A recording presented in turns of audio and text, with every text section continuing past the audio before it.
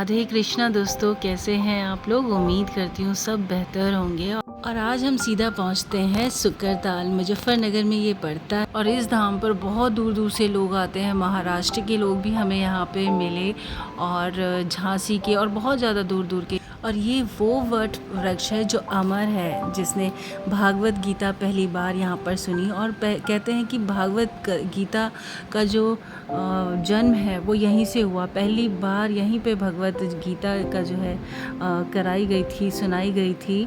तो इसीलिए जब इस पेड़ ने भी उसको सुना तो ये भी अमर हो गया। अब आप देख सकते हैं कि भगवत गीता में कहते हैं सब कुछ है, जीवन का सार है, ये सच है। यहाँ पे मतलब इसको सुनने मात्र से मोक्ष की प्राप्ति हो जाती है। आप देख सकते हैं यहाँ पे इनके बारे में सब कुछ लिखा हुआ है। गंगा तट पर ये बना धाम सच में बहुत ही चमत्कारिक है। इसके प्रमाण देते ये वट वृक्ष है जो कहता है कि सच में भागवत कथा में ऐसा है कि उसके सुनने मात्र से जीवन बदल जाता है। मैं जिस दिन यहाँ पे गई आज तक मैं इस चीज़ को महसूस कर रही हूँ कि हाँ, कोई तो शक्ति है जिसने बहुत कुछ अंदर मन में उथल पुथल मचा दी है। बहुत कुछ ऐसी चीज़ें हैं जो आस्था बढ़ा दी है मेरी। ये मैं अपना अनुभव बता रही हूँ। बहुत लोग बहुत सारी बातें बोलते हैं कि यहाँ पे आके उन्होंने चमत्कार देखे, उनका ये हो गया, उनका ऐसे हुआ, उनकी मुरादें पूरी हो गई। इस वट वृक्ष पर जो है रोली बांधने से उनकी हर एक मुरादें पूरी होती हैं।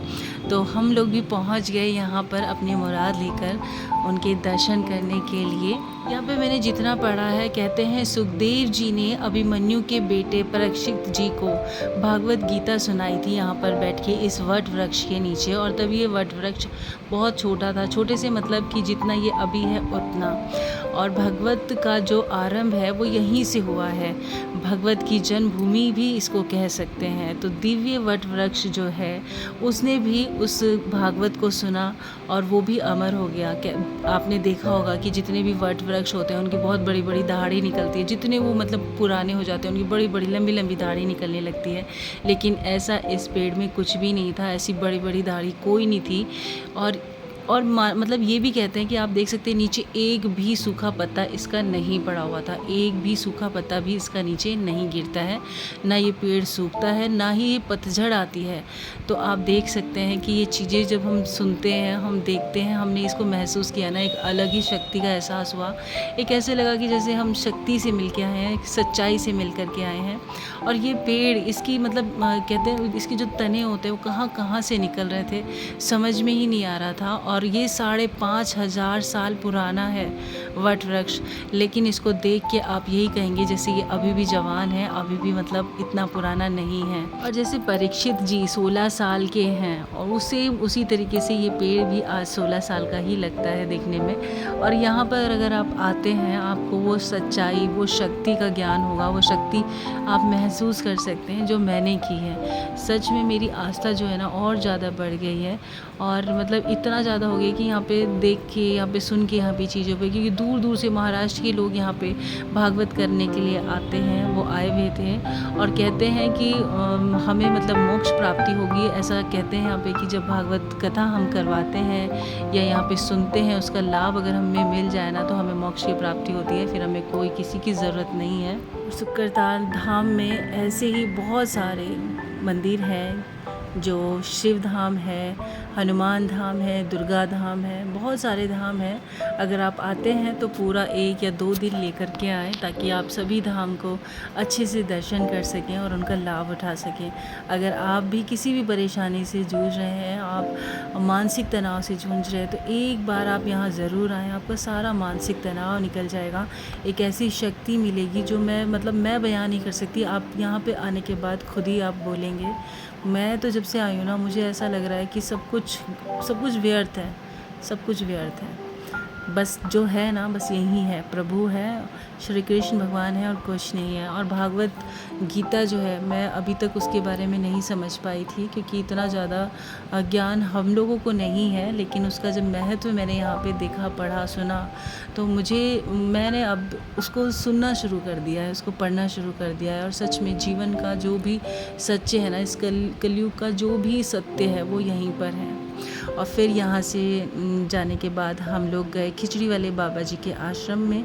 तो ये आश्रम उनका है और यहाँ पे उन्होंने जो है तपस्या की थी, तो वही देखने के लिए जा रहे हैं। और यहाँ पे मतलब काफ़ी नीचे में गुफ़ा बना के उन्होंने जो है कड़ी तपस्या की थी, और उस तपस्या का जो फल है वो तो मिलता ही है जब हम इतनी गहन तपस्या करते हैं। सब कुछ त्याग करने के बाद, ऐशो आराम सब कुछ घर परिवार त्याग करने के बाद जब हम तपस्या करते हैं ना, तो एक शक्ति उनमें एक मतलब एक कहते हैं परमात्मा ही वास कर जाता है। तो बाबा जी को वही हुआ। और यहाँ पे खिचड़ी वाले बाबा जी का जो है मेरे सास ससुर ने नाम लिया हुआ है, तो इसीलिए मैं यहाँ पे आई थी। और मुझे नहीं पता था सच में कि यहाँ पे क्या चीज़ है, यहाँ पे क्या शक्ति है, मुझे बिल्कुल नहीं अंदाज़ा था। मुझे लगा कोई गंगा घाट है, कोई सरोवर है, बस उसमें लोग नहाते हैं और जो गुरुजी के जो हैं आश्रम वगैरह हैं। पर मैं नहीं जानती थी कि ये क्या चीज़ है। इनकी जो शक्तियाँ हैं, इनकी जो हिस्ट्री है, वो सच में सुनकर आपकी भी रूह काँप जाएगी। आप आए, मिले, जो भी आपके दुख परेशानी है, यहाँ पे आके ऐसा लगेगा सब ख़त्म हो गई है, सब ख़त्म हो गई है। तो बस यहाँ पे हमने ये मंदिर के दर्शन किए, और यहीं पे जो खिचड़ी वाले बाबा जी हैं उनकी समाधि है, उनसे भी आशीर्वाद लिया। और ये दिन मैं अभी तक नहीं भूल पाई हूँ। 1 महीना हो गया मुझे गए हुए, लेकिन मुझे ऐसे लग रहा है जैसे मेरी आत्मा वहीं पे रह गई है और बार बार जाने को मन कर रहा है। मतलब मैं बयान नहीं कर सकती, क्योंकि हिंदू धर्म में ऐसी ऐसी चीज़ें हैं, प्रमाणित हैं, उनमें लिखी हुई है ग्रंथों में, सब चीज़ें सत्य है, कोई बनाया नहीं गया, कोई कहानी नहीं बनाई गई, सब सत्य है। सबके प्रमाण यहाँ पे हमें मिल जाते हैं और उसको हम कभी नहीं भुला सकते। लेकिन हम जब वहाँ जाते हैं ना, उन चीज़ों को देखते हैं, उन चीज़ों को समझते हैं, तभी उन चीज़ों का एहसास कर पाते हैं। इससे पहले मुझे नहीं था, लेकिन अब जाके मुझे जो है मेरी कहते हैं मेरी जो आस्था है ना, वो पता नहीं कितने टॉप पर पहुँच चुकी है। और ये मेरी मौसी हमारे साथ, हमारी मौसी गई थी, तो ये भी बहुत खुश हुई। इनको भी यहाँ पे बहुत टाइम से जाने का मन था। तो कहते हैं ना, जब बुलावा आता है तभी इंसान जा सकता है। अपने हाथों में कुछ नहीं होता है कि हम कहें और हम पहुंच जाएं, ऐसा नहीं है। जब तक वहाँ से हमें हरी झंडी नहीं मिलेगी ना, तब तक हम ऐसी जगह जा ही नहीं सकते। चाहे तुम कितना कोशिश कर लो, 100 अड़चने आ जाएंगी, जब तक उस प्रभु की इच्छा नहीं होगी। क्योंकि जो भी हमारे साथ हो रहा है ना, जो भी जैसा भी हो रहा है, वो सब प्रभु की इच्छा से ही हो रहा है। कर्म करते हैं, ठीक है, कर्म कर रहे हैं, लेकिन जो कर्म भी कर रहे हैं ना, वो सब पहले से लिखाए हैं। ऐसा भागवत गीता में लिखा गया है। जो भी हो रहा है, जैसा भी हो रहा है। तो चलिए अब मैं बताती हूँ कि आप इस पर कहाँ से मतलब पहुँच सकते हैं, और यहाँ पर क्या क्या चीज़ें हैं जो आपको ज़रूर दर्शन करने चाहिए। तो ये मुजफ्फ़रनगर में 28 किलोमीटर, मुजफ्फ़रनगर से 28 किलोमीटर पर है, उत्तर प्रदेश में है। और दिल्ली, देहरादून, हरिद्वार नेशनल मार्ग पर ये बीच में पड़ता है। और ये राष्ट्रीय रेल से भी जुड़ा है, तो आपको कोई दिक्कत नहीं है यहाँ पे पहुँचने में। और यहाँ पर देखने के लिए जो धाम है, जो बिल्कुल देखने चाहिए आपको, वो सबसे पहले आता है हनुमान धाम, और फिर है दुर्गा धाम, गणेश धाम, हनुमत धाम, गंगा नदी और अक्षा वाटिका। अक्षय वाटिका में आपको इस तरह के पेड़, इस तरह के वृक्ष मिल जाएंगे जो शायद दुनिया में नहीं है। किसी भी दुनिया के कोने में आपको वो वृक्ष नहीं मिलेंगे जो आपको अक्षय वाटिका में मिल जाएंगे। तो अगर आप यहाँ पे जाना चाहते हैं तो ज़्यादा दूर नहीं है, लेकिन इसका जो मतलब आपको फल मिलेगा वो बहुत बड़ा, बहुत दुगना होगा। और यहीं पे बाबा जी ने बैठ के किया था ध्यान और समाधि ली थी। और देख सकते हैं कितनी छोटी सी जगह है, और ना लाइट का यहाँ पे कुछ प्रबंध है, ना ही यहाँ पे किसी भी चीज़ का हवा का है। तो ऐसी ही जगह बैठ कर के साधु संत लोग ध्यान में बैठ जाते थे, कई कई सालों तक वो बैठे रहते थे।